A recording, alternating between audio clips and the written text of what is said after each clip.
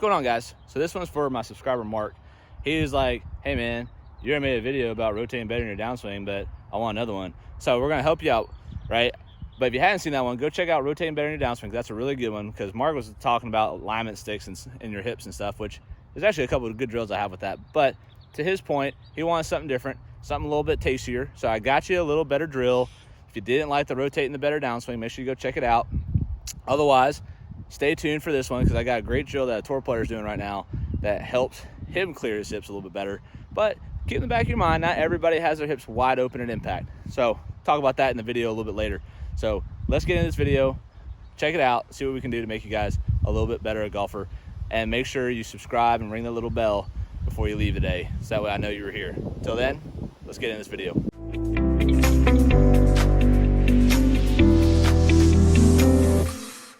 What's up, guys? So had a question from a subscriber asking about how to guarantee clearing your hips. So first thing, I want to debunk that. I don't care if your hips are square at impact or open at impact. That's neither here nor there to me. I have plenty of golfers that can absolutely bomb the golf ball and their hips are parallel to the target line, because one, they physically can't do it. They are limited in their ability to rotate to the left to the point where their hips aren't designed to be that open. Now, however, golfers who struggle to clear their hips, this is a drill for you that I've stolen from Mark Blackburn, who is working with Kevin Chappell on it. I think it's a really good drill to learn how to kind of change the pressure in your feet and to get some clearance in your lower body to assist in the hit. So again, this isn't something that you have to have, but it's something that you could have. So let me talk about why I don't care about the hips being square at impact. So for me, everybody turns their hips. It's just how open is your hip going to be when you strike the golf ball. You will rotate to the right, and then you're going to rotate your hips to the left. Somewhere, some point down the line, somebody said you got to have your hips open. Now, for somebody that doesn't clear their hips as much to the left, we want to make sure they get enough turn going back to get the depth. They turn to the left, they get to their square hit, and they're probably going to use more verticals than they will rotation. So the thing that's important is we want to match up the lead grip to that slower hip turn. So I usually just have players that have that slower hip turn weaken that left hand, versus players who have the faster hip turn will strengthen their left hand to match that hip speed. So now that I got that off my plate, let's talk about how we can clear your hips. So if you want to turn your hips better, this little drill that I stole watching Kevin Chappell do it is awesome. It's a kind of baseball-y kind of move. So if you have that kind of background, this is a good one for you. So what you're going to do is when you get to the top, you're going to replant your left foot before you swing through. So the swing will kind of look like this. You go up, right? Get it to the top, step, swing through to the strike. Now, it's not about how far you step. It's just that you change that direction with that foot. So you can step way back here, which I wouldn't recommend, or you can just pick it up and replant it and move it an inch. The concept is you're trying to get that change of pressure in between your feet. So again, you get to the top, move your left foot, then swing down. And again, this is a good drill if you want to feel that change of direction and opening your pelvis, because there's a lot of talk about getting it from your toe to your left heel. The problem with that is I can do this where I go toe to heel, toe to heel, toe to heel as much as I want, and it's not driving my pelvis back. So getting toe to heel doesn't do a whole lot of nothing to making your pelvis open up, in my opinion. Now, it has to happen. We have to kind of push in that direction, but again, it's a push. I can just pick my toe up and be in my heel, and I'm not going to be able to apply as much force as if I push that foot away.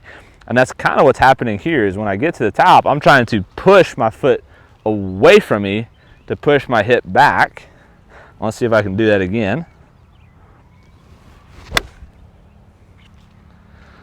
And what you'll find out quickly is the timing of this drill could be difficult. Let's see if we can give it another go. There we go. Now we're starting to get the hang of it.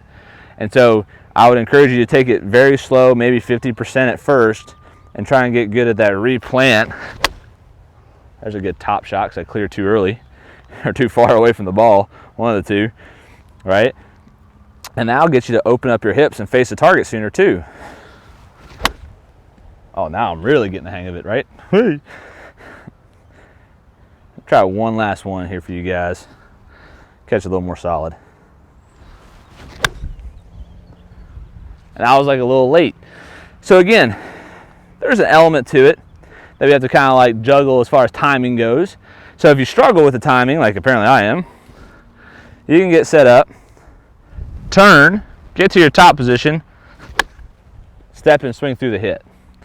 Now I'm going to try to not step quite so far away because I think that's why I'm hitting it so thin and slash topping it. So we go to the top. That was a little better. And so that clearing of the hips allows you to bring the handle through that little zone, that little shaft lean that everybody looks for and talks about. So now we have a drill that helps you change direction and change pressure. So again, I'd be very careful of trying to just push your foot back. We want to make sure that you're using the ground and doing something productive with that clearing. So then we get good at that step and swinging through, and now I just try and get that sensation in the downswing on a real hit.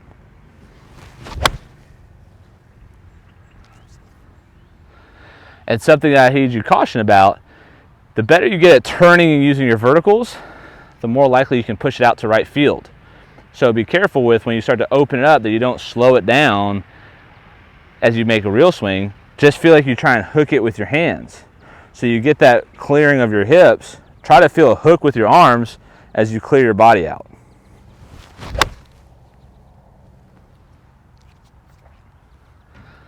And that'll start to give you a better sensation of how to open those hips up. So until next time, golfers, make sure you send your questions in the comment section below as you're finding out. People are getting answers to their specific problems in the YouTube page. And make sure you share it with your friends so that way everybody gets a little taste of what we're doing here on the channel. Till then, hit them straight. See you next time.